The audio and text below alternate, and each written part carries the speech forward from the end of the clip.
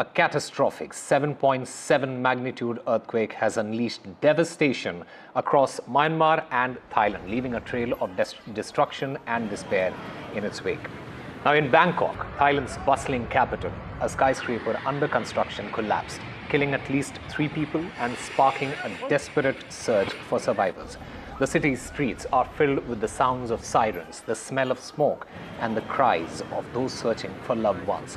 As rescue teams battle to reach those trapped, the full extent of the disaster is slowly emerging. Buildings have been reduced to rubble. Homes have been destroyed, and the entire communities have been left shattered. In fact, NDTV's Vivek, he's at ground zero, live at the heart of the disaster zone to bring us the latest updates, eyewitness accounts, as well as the analysis from the region. Let me, in fact, go across to Vivek, who's there live with us. Vishal, as far as the initial response was concerned, can you describe the moment that the earthquake struck, according to what the people have told you, and how did the people react, and what were some of the initial challenges in responding to the disaster?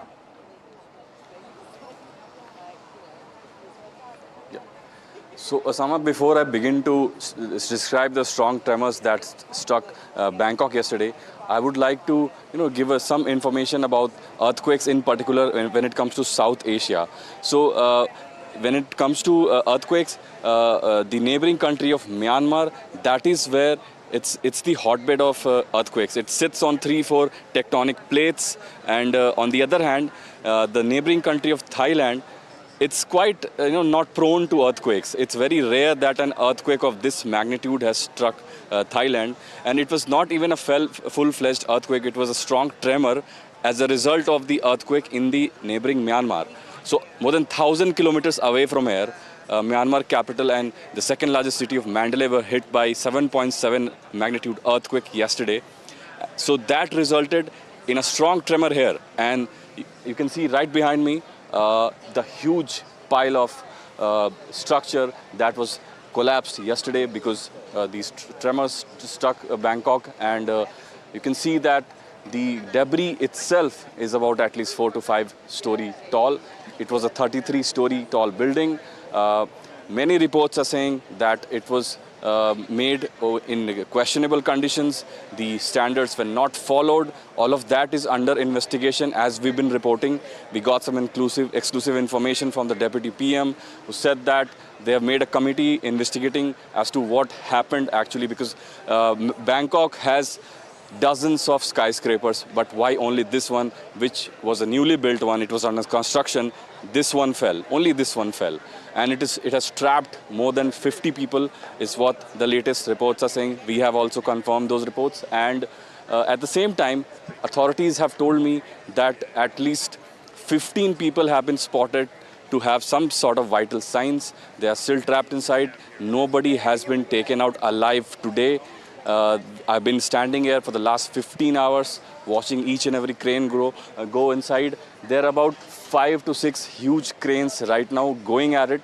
5 to 6 really highly skilled crane workers, crane operators. They are trying to, very deftly sift through the debris, the mountain of debris, and they have been really careful with it. They have been going at it for more than 30 hours now, and so far it still paints a grim scenario, but you can see in the distance, they have sort of collected all the steel, whatever the debris were there in one place, and all the concrete debris are being collected in one place. So it's all very organized here. The rescue efforts are going. More than 100 people, more than 100 to 200 people are involved in the rescue ops. There are various media from across the world, and at the same time, there are people sitting right here. I would request my camera person Rohit to pan to this side. They are all victims, families sitting here. They have been waiting with bated breath for the last 30 hours that their loved ones would emerge from there. But so far, not even a single case like that has happened. The agonizing wait continues. Vishal, they have not Vishal, as far as the good assessment of the damage is concerned, What is the extent of damage in the city, in Bangkok, and particularly in terms of infrastructure and the buildings?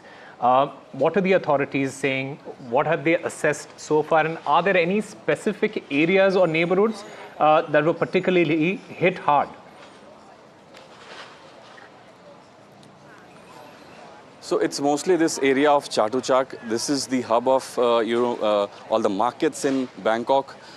This whole road was affected. Actually, only this road in Bangkok was quite affected. I mean, the rest of the Bangkok, I've been around the city today.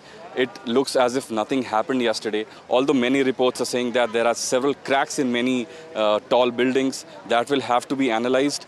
And at the same time, I'm also hearing in the last 1 hour that there are several parks in the city that are occupied by people living in tents. So that will have to be seen. Some reports are saying, I've spoken to a few people, so local people here, they're saying that at least 3,000 people are right now residing in tents in a park called Benin Jetty Park, which is about 10 kilometers from here. So that will have to be seen tomorrow, what happens there, because the mayor of the city has declared that people can go to the parks and live if they are fearful of, aftershocks happening. And also many buildings have been evacuated to, make this process smooth and let people have some fresh air and not be under constant fear that another aftershock could hit. So all of that has been going on as of this now. In fact, you mentioned about the government response there, the initial response. How has the Thai government responded to the tragedy, and what measures are being taken to provide, all sorts of aid and support to those who have been affected so far? Yeah. So other than the rescue workers, this whole area is swarming with volunteers. Okay. Volunteers are actually more in number than the rescue workers. I have at least seen 300 to 400 rescue volunteers here. They've come here from across Thailand. There are various stalls across this area, the whole 1 kilometer area, giving out food, free food, water, fresh towel, and also a wet towel, because it was quite hot throughout the day and very humid as well. So they were distributing all of that for free, and the whole area has almost been fed by these volunteers, because all the shops are closed. Even if you want to buy some food in this area, that won't be possible. And this whole 1 kilometer area has been closed down, has been cordoned off. So volunteers have come in, they have taken over, and they have been distributing almost everything for free. Right. Vishal, have you managed to speak with some of the eyewitnesses as well? And what are their stories, and how are they coping with the aftermath of this earthquake? Yes, I spoke with one of the local MPs. He gave me some latest updates about 15 people showing some vital signs of survival. And then I also spoke with some victim families. It was quite difficult to speak with them because they couldn't stop crying. And some other people refused to talk. And it's a very grim scenario for them right now. So most of the media has sort of given them their space and not really speaking to them. They're sitting here waiting for their loved ones. And on the other hand, the rescue work is ongoing, and it will go on for probably 3 to 4 weeks, is what the local MP has told me. As far as the response is concerned, and especially the international response is concerned, who all are present there on the ground in terms of providing that rescue operation, being a part of that rescue operation, and what role are the foreign aid teams or organizations playing in the relief efforts there?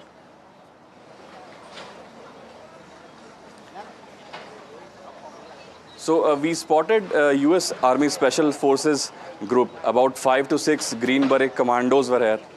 And they were here to analyze the situation. I spoke with them. They refused to comment, but they did say that they are here to assist the people, the Thai people in these rescue operations.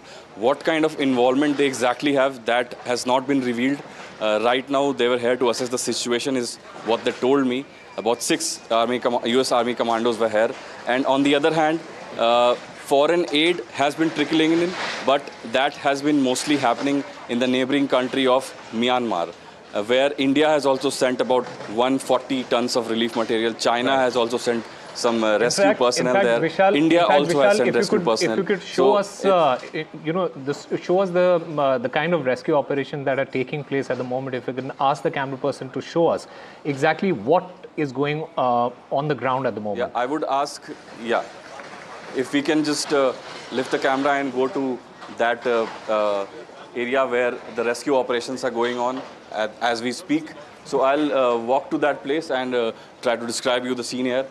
You can see right there, this is a collection of steel debris that they have, sort of arranged in one area. And you can see at least 5 to 6 cranes, and they have been doing this job for the last 30 hours or so. And they have so far not declared that they have been able to save anyone. There was some unconfirmed reports saying that one body was pulled out today, but so far nobody, no local authority has commented on that a body was pulled out. You can see the level of deftness required to pull this off, because this whole area, you can see a lot of beams to the right where it's almost, on the verge of collapsing again, but these cranes, they are trying their best. Sometimes 2 cranes combine their work together and they try to hold these beams together. I've seen that personally, and these cranes themselves are at least 4 to 5 stories long. You can see one crane on top that is also there, and that even goes further. That's at least 10 to 15 story high. And these cranes have been going in and doing this operation for the last 30 hours, as I've been saying. And they were quite active in the last 1 or 2 hours, but at this moment they seem to have stopped. But I have spoken with the local MP and other authorities. They have told me that this operation will go on the whole night, because you can see the floodlights are here. They have the technology, they have the mechanism to do this all night. They have sniffer dogs, they have a lot of robots that can go inside the debris and try to locate the people who are stuck inside. So they have the mechanism in place, but all they need is more hope and courage and more time to rescue the people. Absolutely. Vishal, Vivek, thank you very much for getting us all the latest as far as the current situation is concerned. And in fact, my colleague Vishal Vivek, he also spoke earlier in the day with an MP from Bangkok. Let's listen in to that conversation as well. We have is the MP of the nearby area. He will tell us more as to what is happening. Can you tell us your name, please? My name is Supanat Min Chainan. And you are the MP of the neighboring area, right? Yes. So why is that the focus has now shifted to this area? Could you tell us, please? Well, this area was a high floor building, so I believe that the majority of the labor who's stuck in there are in this part. Okay. So what are your views on this? How long would it take to get the people out? In my view, it probably could be even weeks, to be honest, because you can see that based on the amount of work that they have to do, and they have to be quite careful as well because of the size of the problem that we have here. I heard that there was one person that was spotted and he or she was alive. But do you have more people who could have been, who could be rescued and who could be alive right now? Well, based on the information that I received on this morning, there are at least 15 people who have a vital sign. And the majority of the people who is in these ruins could be around 70 to 80 people. Okay. So this operation, will it go on overnight or it will stop because it gets dark soon? I believe that it could go on throughout the night, and we also have a big spotlight as well. So you have to understand that the officer have to compete with the time. Therefore, I don't think that they will stop at any time. They will have to keep going and try to find whatever left. Right now, I've seen multiple teams are working in conjunction to get the people out. How many people are actually involved in this operation? Well, I'm not sure, to be honest, but it takes quite a lot of many people there. Thanks a lot for speaking with us. So what we have here is another area. This is now the main area of focus for the authorities here, who are investigating and trying to get the people out. About 50 people are stuck inside this huge pile of wreckage.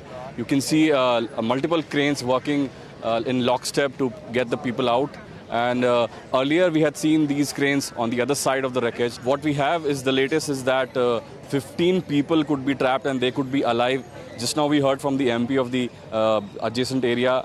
He says that at least 15 people have showed vital signs. Earlier we heard that it was just one person. So that's a significant development. And you can see that many volunteers have also been coming in and trying to help all through this while when this operation has been going on. And it's been almost 30 hours now ever since this tragedy occurred. Since the morning today, not even one single person has been pulled out. I've been here since morning, and authorities have now, as I mentioned earlier, they have now shifted the focus to that area. That is the main focus area right now. And I'll show you how it's being done here. The level of cooperation between people here is quite astonishing as to the volunteers have been pitching in from all over the country. They have been giving people aid, food, water for free for the whole day. And it's not just that the people have to approach these volunteers to get them. The volunteers themselves go to the people and get these things distributed. So that is what has been going on here. You can see all of these things are here. These are arranged by the volunteers here, and they have been distributing it throughout the day. It has not stopped. The operation has been going on, and at the same time, this volunteer work has also been going on. So this is the end of the road where this tragedy has occurred, and this is the exact Chatu Chat Market Road where this tragedy has occurred yesterday. And you can see all these ambulances and volunteers lined up. Media personnel are also here. Some tourists also wander around and they get into this area because this is one of the main areas of Bangkok. It's a hub. It has all kinds of shops, but they're all closed now because it's been cordoned off by the authorities here. We've been giving you the latest pictures. Some US special forces were also involved, and they have been trying to get the people out. They did not comment on the operation itself, but they said that they are here to assist the operations. These are all the volunteers and ambulance personnel here who have been non-stop working round the clock to get the people out. So far, the situation still looks quite grim because not even one person, as I said earlier, has been pulled out. But the operation seems to have shifted its focus to another area of the wreckage. The wreckage is right there, and you can see some cranes that I showed you earlier working in lockstep together. And we have just approached the main entrance of the under construction area that was the site of this major disaster here. Bangkok was mostly untouched by the strong earthquake that hit this area, the Southeast Asia area last day. But this road has seen a lot of tragedy. As I mentioned, 70 to 80 people could be stuck still inside, and 15 people have showed some vital signs. So that's a significant update, and we'll get you more as soon as I get them. What are the hopes of rescuing them? How long would it take for the rescue? If we don't have any hope, we will not be working so hard right now. Any timeline, sir? How long would it take? We will have to work as quick as we can because in order to save lives, we have to make sure that we won't be able to let it pass 72 hours for the hope that we are still able to search the survivors. Do you also need more help to enable this operation, or is it we enough? have been offered the help from local and overseas, in which we are considering to take the necessary assistance that we think it is helpful. What kind of exact helps do you need? Now? Yeah. Now, the people that are operating the situation, we have sufficient manpower, we have sufficient resources. But if we are offered more help, especially the technological help, we of course would gladly accept.